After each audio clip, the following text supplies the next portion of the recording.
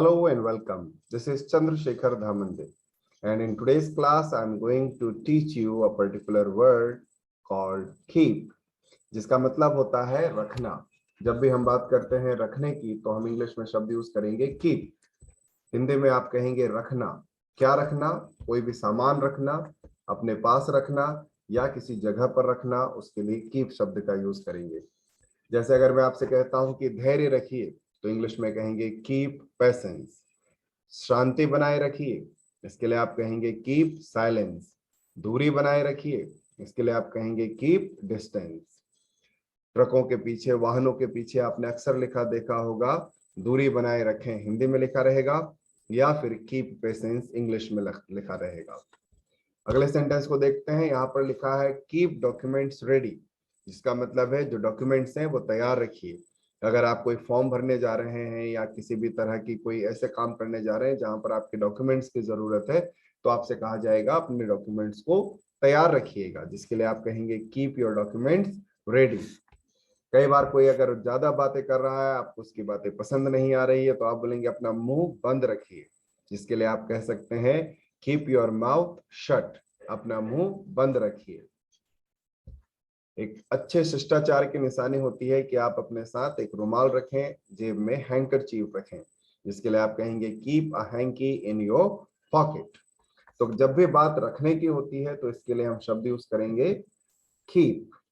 अब कीप एक normal verb है जिसका हम अलग अलग तरह से इस्तेमाल कर सकते हैं, जिसका मतलब है कि अगर आपको इसे वाक्य में प्रयोग करना है तो आप इसे टेंस में जैसा चाहते हैं वैसा यूज कर सकते हैं। जैसे अगर आप ये कहना चाहते हैं कि मैं रखता हूं तो इसका इंग्लिश होगा आई कीप। अगर आप कहते हैं कि मैं एक पेन रखता हूं तो इंग्लिश होगा I keep a pen.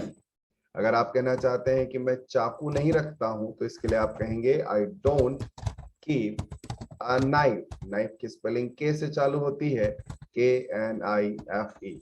I don't keep a knife.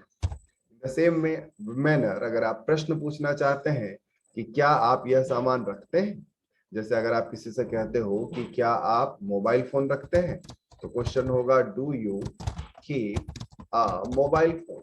क्या आप एक मोबाइल फोन रखते हैं? जवाब हाँ या ना में मिलेगा। अगर आप कहते हैं कि हाँ मैं रखता हूं तो कहेंगे yes I keep a mobile phone, मैं एक मोबाइल फोन रखता हूं। I keep a mobile. अगर मना करेंगे तो आप मना कर सकते हैं डोंट बोलकर।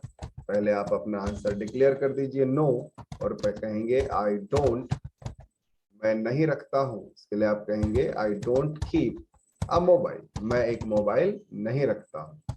तो इस तरह से जब भी हमें बात रखने की करना हो तो उसके लिए कीप शब्द का यूज किया जाता है। अगर हम आगे बढ़ें और ये समझें कि क्या कीप का कोई दूसरा यूज भी किया जा सकता है, the answer would be yes. हम कीप का एक दूसरा इस्तेमाल करेंगे, और जो दूसरा यूज होगा कीप का, उसका मतलब होगा जारी रखना या फिर किसी काम को करते रहना। इसके लिए आप कीप के साथ एक जिरेंड का प्रयोग करेंगे। जिरेंड वो शब्द होता है जो वर्ब की आईएनजी फॉर्म के रूप में यूज होता है, वाक्य में सब्जेक्ट या ऑब्जेक्ट की तरह उसे इस्तेमाल किया जाएगा। तो एक स्ट्रक्चर आप अपने सामने देख पा रहे हैं, जिसमें कीप के बाद हमने वर्ब का आईएनजी फॉर्म लगा रखा है, और इसका मतलब होगा जारी रखना या फिर किसी काम को करते रहना। जैसे अगर आप किसी से कहना चाहते हैं कि मेहनत करते रहो, मेहनत को हम हार्ड वर्क बोलते हैं और वर्ब बनाने के लिए वर्क हार्ड बोलते हैं। तो मेहनत करते रहिए, इसके लिए हम कहेंगे कीप वर्किंग हार्ड। तरक्की करते रहिए, इसके लिए आप कहेंगे कीप प्रोग्रेसिंग। लेकिन अगर वो तरक्की तेजी से करना हो तो इंग्लिश में शब्द होता है, एक फ्रेज होता है by leaps and bounds. Leaps and bounds का मतलब होता है दिन दूनी या रात चौगुनी तरक्की करना। तो दिन दूनी रात चौगुनी अर्थात बहुत तेजी से तरक्की करते रहिए, तो कहेंगे keep progressing by leaps and bounds. किताब पढ़ते रहिए, इसके लिए आप इंग्लिश में बोलेंगे keep reading books, and don't forget to keep good books. So keep reading good books. और जो जरूरतमंद है, जो मजबूर हैं, उनकी मदद करते रहिए, इसके लिए हम कहेंगे कीप हेल्पिंग द नीडी। तो कीप यहाँ पर अगेन एक नॉर्मल वर्ब है जिसके साइड में हम एक जिरेंड यूज करेंगे, और एक अलग पर्पज से कीप का इस्तेमाल करेंगे। अगर हमें क्वेश्चन पूछना है तो क्वेश्चन पूछने के लिए टेंस के नॉर्मल नियमों का ही इस्तेमाल हम करेंगे और अपने क्वेश्चन वहां पर पूछेंगे। जैसे सिंपल प्रेजेंट टेंस ऐसे वाक्य होते हैं जिनके अंत में ता है, ती है, ते है आता है। इसका प्रश्न हम डू डस की मदद से पूछेंगे। डू का प्रयोग करते हैं आई यू वी दे यानी कि बहुवचन के लिए, और डस का यूज करते हैं ही शी इट नेम यानी कि एक वचन सिंगुलर सब्जेक्ट्स के लिए। उसके बाद सब्जेक्ट, और उसके बाद हमने जो वर्ब चुनी है आज वो है कीप, जिसका अब मतलब हम जो पढ़ रहे हैं वो है जारी रखना। तो अगर हमें किसी से पूछना है कि क्या आप कोई काम करना जारी रखते हो, तो उसके लिए इस पैटर्न का यूज करेंगे। एक क्वेश्चन आप आपके सामने देख पा रहे हैं, क्या आप स्टूडेंट्स को प्रोत्साहित करते रहते हो? Do you keep motivating students? Answer होगा यस में, yes I keep motivating them. और अगर नो में आंसर देंगे तो हम बोलेंगे I don't keep motivating them. तो स्टूडेंट्स, आज की क्लास में आपने कीप का एक महत्वपूर्ण इस्तेमाल पढ़ा है।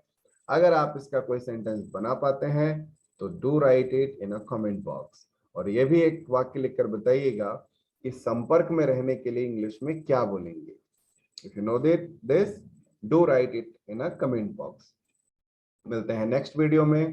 Till then, bye bye.